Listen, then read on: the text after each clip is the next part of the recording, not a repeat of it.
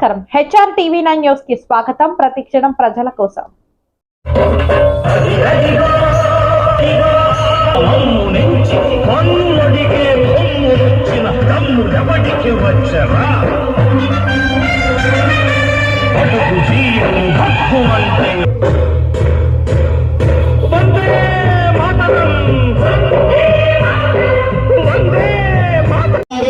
మార్పు కోరుకున్నారు. ఎన్డీఏ ప్రభుత్వానికి మద్దతు పలికారు, జైలు కొట్టారు, ఆశీర్వదించారని కూడా మీ అందరికీ తెలియజేస్తున్నా. ఈ రోజు ఆ ప్రజల నమ్మకాన్ని వమ్ము చేయకుండా ఆ నమ్మకాన్ని నిలబెట్టుకునే బాధ్యత ప్రతి ఎన్డీఏ పౌరుడిపై, ఎన్డీఏ నాయకులపై ఉందని కూడా నేను తెలియజేస్తున్నా. ఆగస్టు 15 2 రోజుల్లో రాబోతుంది, స్వాతంత్రం రాబోతుంది. ఆ విధంగా స్వాతంత్ర దినోత్సవ వేడుకలు అందరూ జరుపుకోవాలి.